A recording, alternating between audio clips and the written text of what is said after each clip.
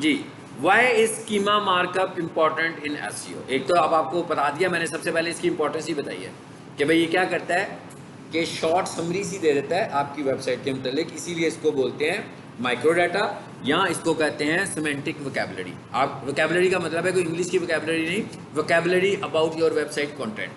ठीक है, और नीचे आओ,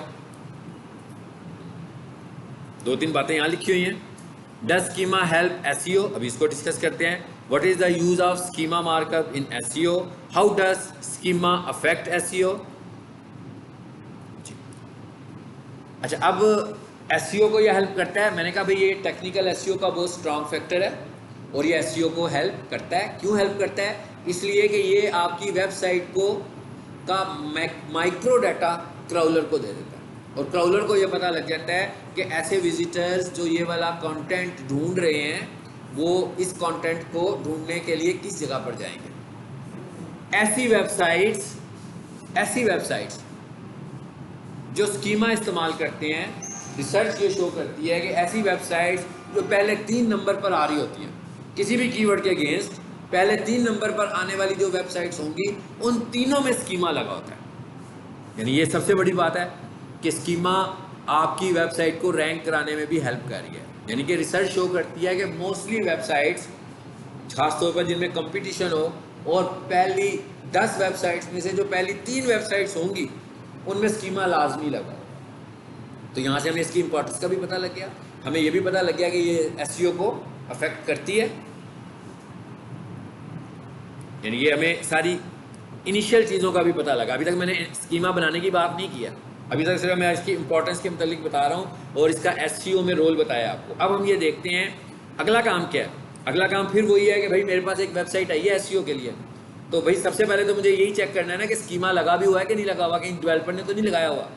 तो सबसे पहले तो मुझे देखना है कि क्या इस पर स्कीमा है या स्कीमा नहीं है। तो ये यूआरएल आ गया मेरे पास, नाम से ही अंदाजा हो रहा है ये यूआरएल क्या है।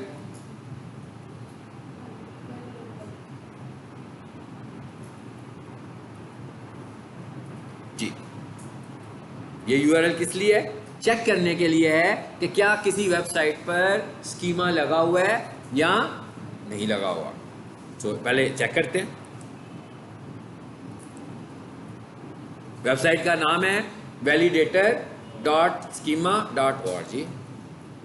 ये जो वेबसाइट है डोमेन टाइप वेबसाइट है कि सब डोमेन टाइप वेबसाइट है? कौन बताएगा? जिसको मैंने अभी खोला है, क्या ये डोमेन टाइप वेबसाइट है कि सब डोमेन टाइप है? जी, डोमेन के सब डोमेन।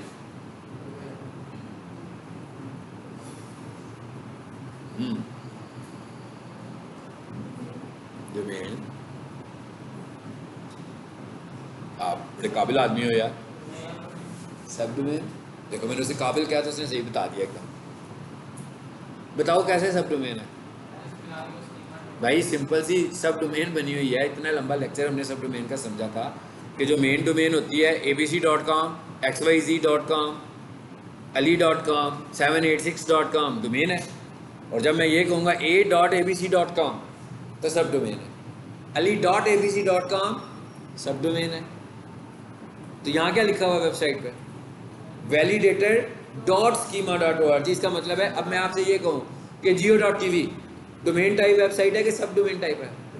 डोमेन है। लेकिन जब मैं उर्दू में पढ़ता हूँ ना, मैं लिखता हूँ urdu.geo.tv, यानी कि जो भी आगे से डॉट में आ रही हैं वो क्या है? सब डोमेन है। अगर मैं कहूँ ads.google.com, ये सब डोमेन बनाई है ना उन्होंने, एड्स की, गूगल एड्स के लिए जो बनाई है। चलो आ जाए वापस। अब यहाँ आकर मैं चेक करने जा रहा हूँ कि भाई मेरा वो स्कीमा बना हुआ है कि नहीं बना हुआ। तो मैं यहाँ पर आकर वेबसाइट का नाम लिखता हूँ। पहले इसको देख लें, प्रोफेशनल किस्म को जिस पे हम काम कर रहे होते हैं अक्सर। जी चेक कीजिए स्कीमा बना हुआ है कि नहीं। किसी को समझ आ रही है क्या कह रहा है? मैं क्या, किसी को समझ आ रही है क्या कह रहा है? बना हुआ है कि नहीं बना हुआ? बना हुआ है ना, तफसीलात आ रही है ना सामने, उसके इंफॉर्मेशन आ रही है। इसका मतलब क्या हुआ कि स्कीमा बना हुआ है। और लेफ्ट साइड पे कोड देखो, ये कोड आपने नहीं लिखना, फिर परेशान नहीं होना। हाँ, ये कोड भी अभी खुद ही जनरेट हो जाना है। तो इसका मतलब है स्कीमा बना हुआ है। चलो जी, अब यहाँ पर कहाँ लिखा हुआ है भाई, नया टेस्ट करना है मुझे, ये क्या लिखा है? ये बड़े पक्के टाइम क्यों हैं? 7 बजे से पहले नहीं आते हो, कोई प्रॉब्लम है?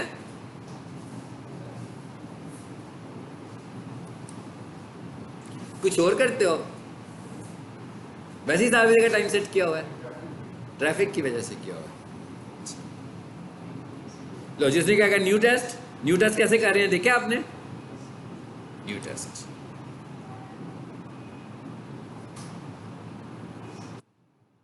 दूसरी वेबसाइट दे रहा हूं मैं इसको।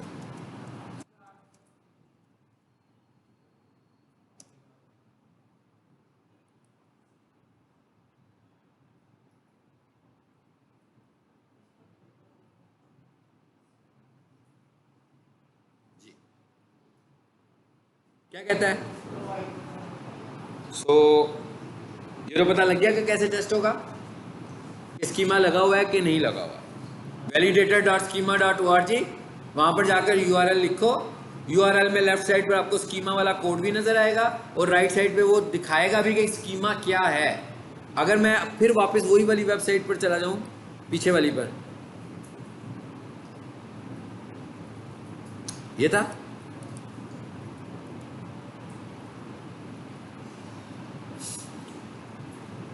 देखें जरा क्या कह रहा है। आप देखो राइट साइड पे जो इन्फॉर्मेशन आ रही है, काफ़ी सारी यूजफुल इन्फॉर्मेशन आ रही है और जिससे कुछ बहुत सारी चीज़ों का पता भी लग रहा है कि भाई ये किस तरह का बिजनेस है। नीचे आकर देखो काफ़ी सारी मालूमात मिल गई हैं, मिल गई।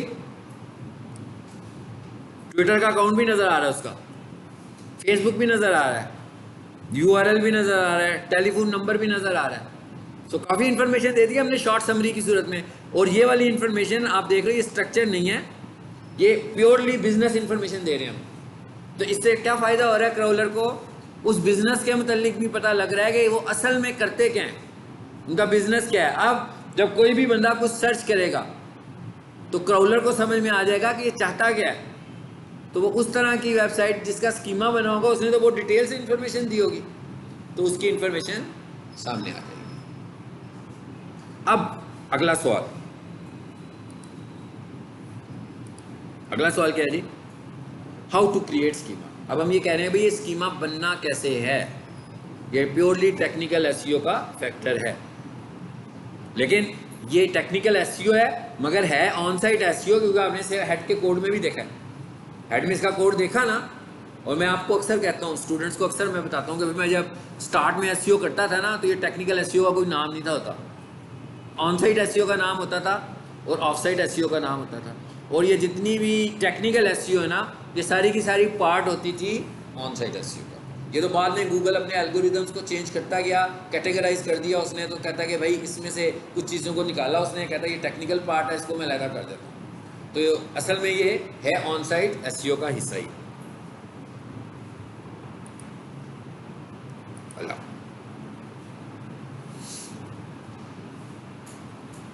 अब हम बनाने जा रहे हैं स्कीमा।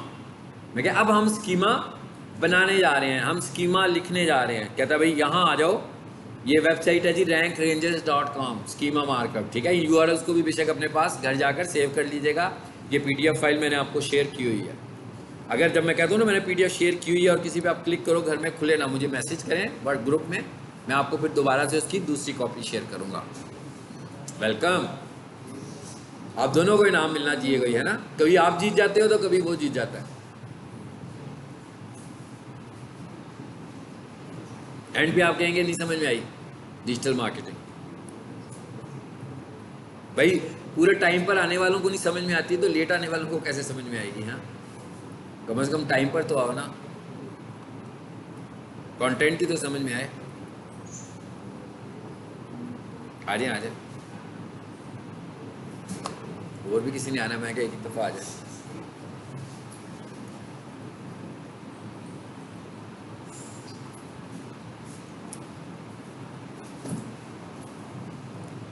जी, अब वो आपसे क्या पूछ रहा है? कहता है किस तरह का स्कीमा लगाओगे, यानी भाई आपकी वेबसाइट किस तरह की है वो बताना ना, अपनी मर्जी से नहीं बताना कि इस तरह का स्कीमा लगाऊंगा। About the content of website, basically बताना तो यही चाह रहे हैं ना हमारी वेबसाइट का कंटेंट क्या है। तो कहता है भाई इस लिस्ट में से चूज कर लो, which schema would you like to create. आ गया, टाइप्स आ गई वेबसाइट्स की। कहते हैं आपकी इन वेबसाइट्स की टाइप्स में से जो आपकी वेबसाइट्स है वो किस तरह की है, मुझे वो बता दो। ठीक है, तो हम कहते हैं भाई लोकल बिजनेस है, सपोज मैंने कहा लोकल बिजनेस है हमारा। ठीक है, अब सपोज कर लेते हैं स्टार्स कॉलेज को। हाँ, तो मैं कहता हूँ भाई नाम क्या है, स्टार्स एकेडमी लाहौर। मतलब आपका बिजनेस का जो भी नाम होगा वो बता दीजिएगा, वेबसाइट का नहीं बता रहे अभी, हम सिर्फ अपने बिजनेस का नाम बता रहे हैं। फिर क्या कहता है, इमेज यूआरएल। आपके जो इमेजेस पड़े हुए हैं वो कहाँ पड़े हुए हैं, इमेजेस कहाँ पड़े हुए हैं आपके। ठीक है भाई, आपकी वेबसाइट पे इमेजेस भी तो है ना, तो मैं कहता हूँ भाई मेरे पास जो इमेजेस है ना वो ये पड़े।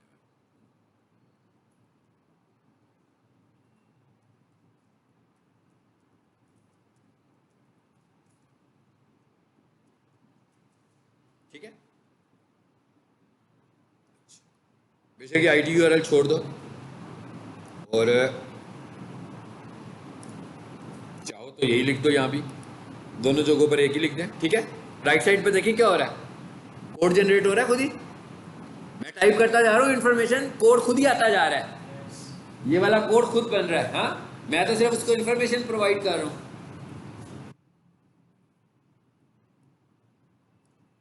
आगे क्या कहता है, नंबर दे दें।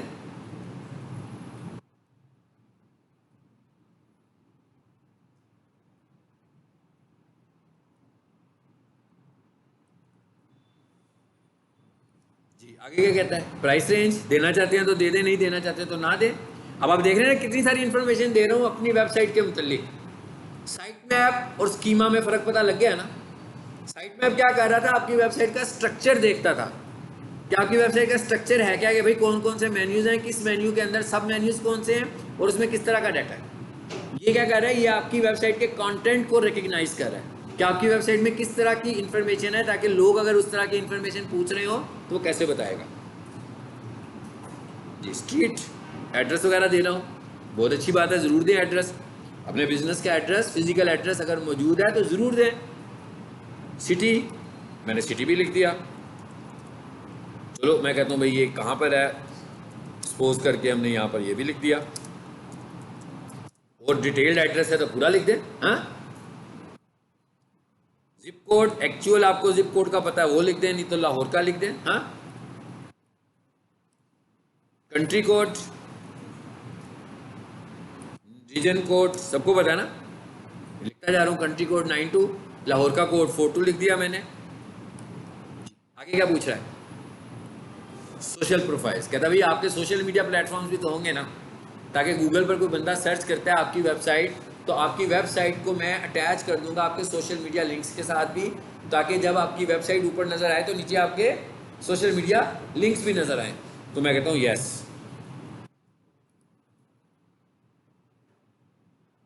जी, नंबर 1 ऐड प्रोफाइल, एक मैं ऐड कर देता हूँ।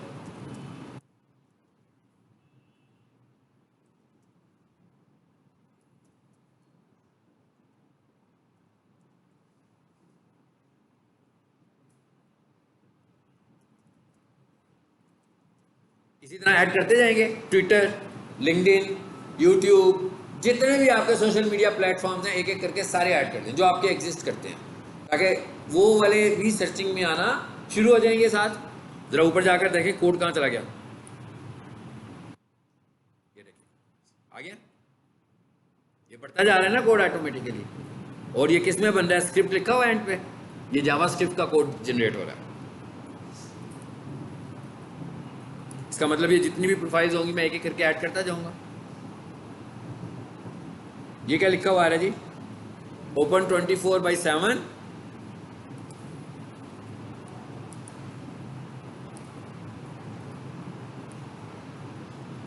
या फिर ऐड ओपनिंग आवर्स, वो जैसे गूगल बिजनेस प्रोफाइल में दिए होते हैं कि भाई 9 बजे से लेकर इतने बजे तक का टाइम है। ये इन्फॉर्मेशन भी उसके पास चलेगी कैरोलर के पास कि आपके बिजनेस आवर कौन से हैं। ठीक है, चलो फॉर एग्जांपल मैंने कहा ये है, बन गया। क्या कह रहा है, कॉपी कर लो, इसको सिलेक्ट कर लें, बल्कि सिलेक्ट किया, कॉपी किया। फॉर एग्जांपल मैं कहता हूँ ये मेरी वेबसाइट है जिसके लिए मैंने स्कीमा बनाया है, समझाने आने के लिए सिर्फ कह रहा हूँ आपको। मैं कहता हूँ ये वेबसाइट है जिसके लिए मैंने स्कीमा बनाया था, ये इसकी इंडेक्स फाइल है, इस पे आया,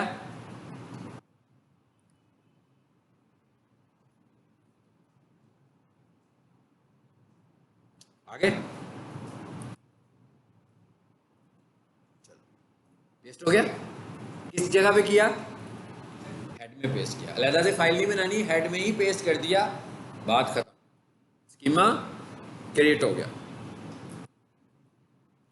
अब अगर हम ये कहें कि भाई वर्डप्रेस की वेबसाइट है हमारे पास, याद रखें वर्डप्रेस में भी एक हमारे पास फाइल होती है थीम के अंदर, उसे हम बोलते हैं header.php की फाइल। उसका जो टॉप पोर्शन होता है वो हेड का पोर्शन उसमें भी नजर आ रहा होता है आपको वेबसाइट का, वहां भी जाके कर सकते हैं। दूसरा, वर्डप्रेस के लिए हम करते क्या है, एसईओ का प्लगइन यूज करते हैं। जब हम एसईओ का प्लगइन यूज करेंगे तो वहां पर स्कीमा का ऑप्शन होगा, तो ये जैसे विजुअल इंफॉर्मेशन में यहाँ दे रहा था, ये सारी इंफॉर्मेशन वहां पर देंगे तो भी स्कीमा ऑटोमेटिकली ऐड हो जाएगा। बस सेव कर दिया हमने फाइल, स्कीमा क्रिएट हो गया। So it is the way how to create schema. अब इसमें हमारा एक टॉपिक रह गया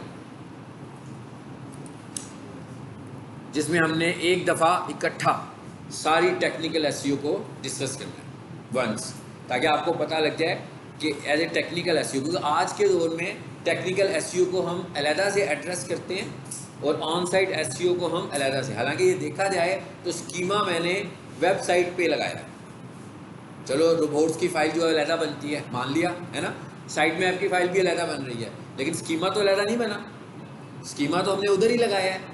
लेकिन ये भी हमारा टेक्निकल एसईओ का फैक्टर है। सो अगली क्लास में हम टेक्निकल एसईओ के फैक्टर्स को पढ़ेंगे, साथ ये पढ़ेंगे कि वेबसाइट की स्पीड का कितना रोल है आपकी एसईओ में, और अगर वेबसाइट की स्पीड इश्यूज कर रही हैं तो इसको कैसे रिजॉल्व करेंगे।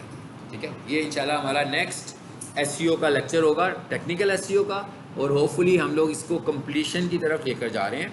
ठीक है, उसके बाद एक आधा लेसन हमारा होगा लिंक बिल्डिंग का, जो मैंने आज आपको एक कॉन्सेप्ट भी दिया है कि लिंक्स हमने कैसे बनाने हैं, और जो आपकी वेबसाइट को रैंक करने का प्रोसेस है उसमें मेन रोल जो है ना लिंक बिल्डिंग का नहीं है। लिंक बिल्डिंग का रोल क्या है अभी आपको पता लग गया होगा।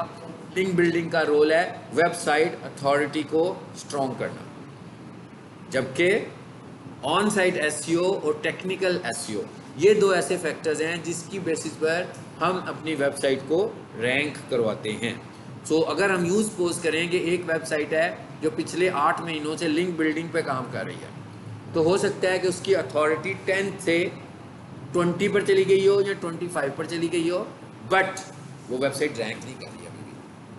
मैं ऐसी बहुत सारी कंपनीज को जानता हूँ जो कि सर्विसेज प्रोवाइड करते हैं एसईओ की, और वो एसईओ की सर्विसेज सिर्फ किस नाम पे प्रोवाइड करते हैं, लिंक बिल्डिंग के नाम पे। सो इस तरह करके आप 1 साल बाद भी आपकी वेबसाइट रैंक नहीं कर रही है, आपकी वेबसाइट की अथॉरिटी बढ़ रही है। आपको अपनी वेबसाइट को पहले रैंक करवाना है कीवर्ड्स के अगेंस्ट, और जब तक आपने अपनी वेबसाइट के अंदर कीवर्ड रिसर्च नहीं की हुई तो इसका मतलब है कि आपको एसईओ करने का कोई फ़ायदा नहीं है। आप जितनी मर्जी एसईओ कर लें वो वर्थलेस है। आप ऑन साइट एसईओ और टेक्निकल एसईओ बस ये 2 काम कर लें, आप अपनी वेबसाइट को रैंक करा लो। उसके बाद आप पैरेलल अगर चाहते हो कि आहिस्ता आहिस्ता आपकी वेबसाइट की गुडविल भी बढ़ती जाए, क्योंकि किसी कस्टमर ने जिसने माउस खरीदना है उसने वेबसाइट की अथॉरिटी नहीं चेक करनी, उसने अपना प्रोडक्ट लिखनी है। अगर आपकी वेबसाइट पहले आ गई उसने उसे क्लिक करना है और आपको ऑर्डर प्लेस करना है, मतलब उसको प्रोडक्ट चाहिए ना। इसका मतलब क्या हुआ कि हमें कीवर्ड के अगेंस्ट अपनी वेबसाइट्स को रैंक करवाना है। तो ऑन साइट एसईओ और टेक्निकल एसईओ इन 2 का बहुत ज़्यादा रोल है आपकी वेबसाइट को रैंक करवाने में। ठीक है, अच्छा पैरेलल आप इस चीज़ को भी ज़रा देखें। मैंने आपसे कहा था कि इसका हमारे पास वो भी है, एक टूल भी है,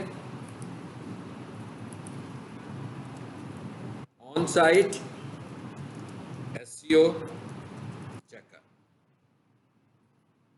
एक इसको देखिएगा, ये एसईओ एबिलिटी को चेक कर लो, और भी बहुत सारे टूल्स हैं।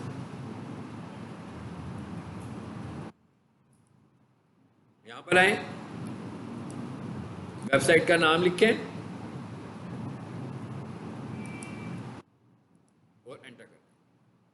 ये क्या करेगा, आपको वेबसाइट की एसईओ दिखाएगा। और इसीलिए मैं कहता हूँ कि आपके पास एक डोमेन होनी चाहिए, ताकि जो आप प्रैक्टिस कर रहे हैं, अगर आप कर रहे हैं प्रैक्टिस तो आप उसको लाइव करें और उसके ऊपर एसईओ जो मुझसे सीख रहे हैं उसको अप्लाई करें, और बाद में देखें कि अप्लाई करने से पहले क्या था और अप्लाई करने के बाद कितने फैक्टर्स को आप अचीव कर रहे हो। ठीक है, तो ये पीक सॉल्यूशन की हमें नज़र आ रही है। देखिए पूरे एनालिसिस आ रहे हैं, ये एसईओ के सारे एनालिसिस दे रही है। देखिए नीचे क्या लिखा हुआ आ रहा है, कहता है add H1 improve the page response time, enable the compression HTML, try to, अब ये बता रहा है हमें क्या क्या होने वाला है। नीचे देखें ब्लू कलर में भी कुछ चीज़ें आ रही है, टिक हुई हुई है, कहता है ये हुआ हुआ है काम सारा। आते जाओ नीचे,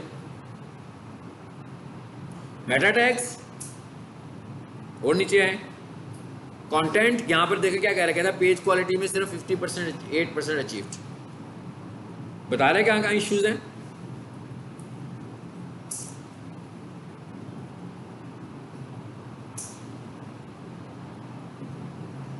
और नीचे आए जरा मैं और चीज़ें बताऊँ। सारे एसईओ के फैक्टर्स पता लगने जो हमने डिस्कस किए हुए हैं। ये देखें ये क्या लिखा हुआ है, image SEO 18 images have no alt attributes. यानी इसका मतलब क्या हुआ कि जैसे ही आल्ट एट्रीब्यूट लगेगा पीक सॉल्यूशन की वेबसाइट और ऑप्टिमाइजेशन में इसका स्कोर बढ़ जाएगा।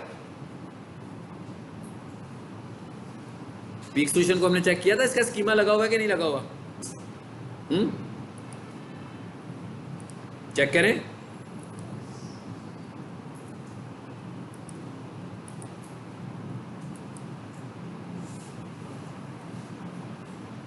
यूआरएल बड़ा लंबा छोड़ा है ना, पीक ये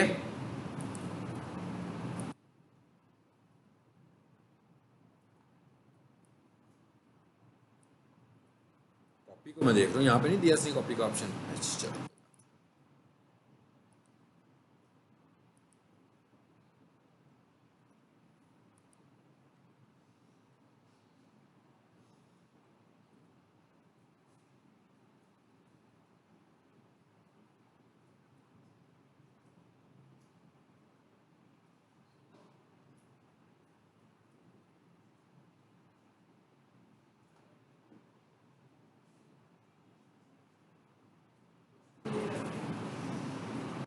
नहीं, वो नेट की वजह से ऐसे कह रहा है बेचारा।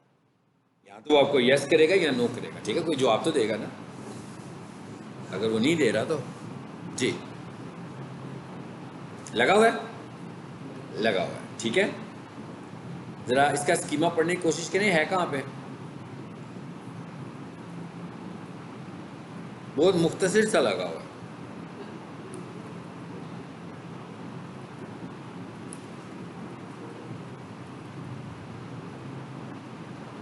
बहुत ही ना मुख्तसर लगा हुआ है। आ गया, ठीक है, डिटेल में आ रही है सब चीज़ें नजर अब हमें। तो इसका मतलब क्या हुआ, इन्होंने भी स्कीमा लगाया हुआ है। तो स्कीमा वाला, अब स्कीमा के मतलब वहाँ एसईओ में नहीं बता रहा था कुछ, हमें नहीं ना डिटेल में नहीं दिखा रहा था कि स्कीमा लगा है कि नहीं लगा हुआ। उसके लिए मैंने ये वाला टूल इस्तेमाल किया चेक करने के लिए कि इस पर स्कीमा लगा हुआ है कि नहीं लगा हुआ, ठीक है। और अगर हम यहाँ देखें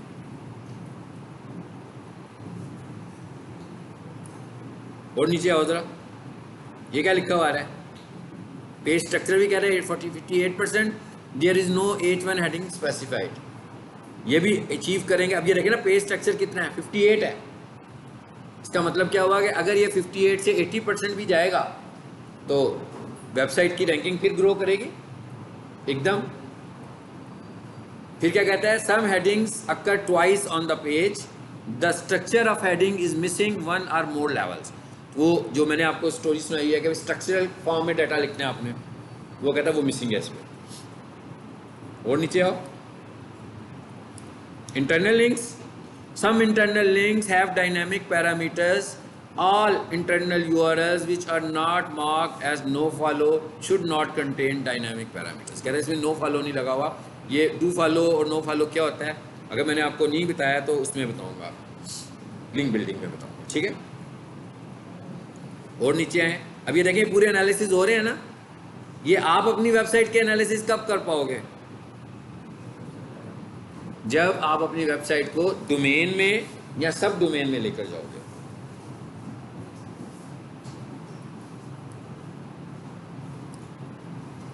the page response time is very slow, 4.3 seconds.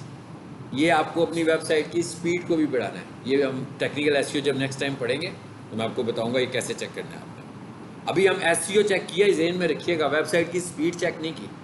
मैं कहा अभी हमने वेबसाइट की स्पीड को नहीं चेक किया, अभी हमने सिर्फ एसईओ को चेक किया। जरा और नीचे आकर देखिए जी, this page has 170 shares and comments on, ठीक है, कहता है ये अच्छी है, आपकी पॉपुलैरिटी अच्छी है। बैकलिंक्स हैं, देखें बैकलिंक्स वाला फैक्टर सबसे ज़्यादा अचीव हुआ हुआ है। बैकलिंक्स वाला फैक्टर सबसे बेहतर अचीव हुआ हुआ है। उसके बाद और देखिए जी, रोबोट फाइल जो हमने बनानी सीखी थी, कहता है भाई ये इसकी रोबोट फाइल है, और ये क्या लिखा हुआ है, इंपॉर्टेंट कीवर्ड। नीचे आकर देखें जरा, आपको लग रहा है कीवर्ड रिसर्च हुई है? कीवर्ड्स को देख के अंदाजा हो रहा है कीवर्ड रिसर्च हुई है? नहीं हुई यार, कैसे हुई है? देखो कीवर्ड्स क्या आ रहे हैं, देखें जरा। कीवर्ड आ रहा है peak solution, peak solutions, peak solution college, peak solutions. 100% brand पे काम हुआ है। इसका मतलब है कीवर्ड रिसर्च नहीं हुई। कीवर्ड रिसर्च का तो मतलब है इनके इतने सारे कोर्सेज, कितने सारे कोर्सेज हैं इनके बिजनेस की कैटेगरी ये है ना।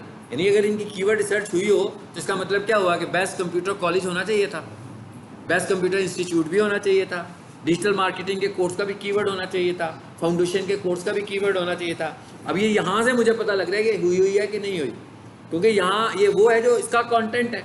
अगर कीवर्ड रिसर्च होती तो कंटेंट में कीवर्ड होते, अगर कंटेंट में कीवर्ड ही नहीं है कोई तो इसका मतलब क्या होगा कि कीवर्ड रिसर्च के बगैर वेबसाइट को बनाया हुआ। ठीक है, इस तरह आपने मुख्तलिफ वेबसाइट के, मैंने आपको इसलिए बताया कि आपको एनालिसिस करने आए, आपको वेबसाइट के जब एनालिसिस करने हैं तो इस तरीके से आपको वेबसाइट के एनालिसिस करनी है। एसईओ चेक के नाम से ये जो काम है अभी लैपटॉप से कर रहा था, आप मोबाइल से भी कर सकते हो। एसईओ चेक के नाम से एक मोबाइल ऐप भी है, मैंने भी अपने मोबाइल पे किया हुआ है, आप भी अपने मोबाइल पे कर सकते हो। तो ये सारे एनालिसिस उस पर भी आपको नज़र आएंगे। सिर्फ एप्लीकेशन इंस्टॉल करो एसईओ चेक, वहाँ पे जाकर वेबसाइट का यूआरएल दो, यही लिस्ट आपके सामने आ जाएगी जो अभी यहाँ पर आपको नज़र आ रही है।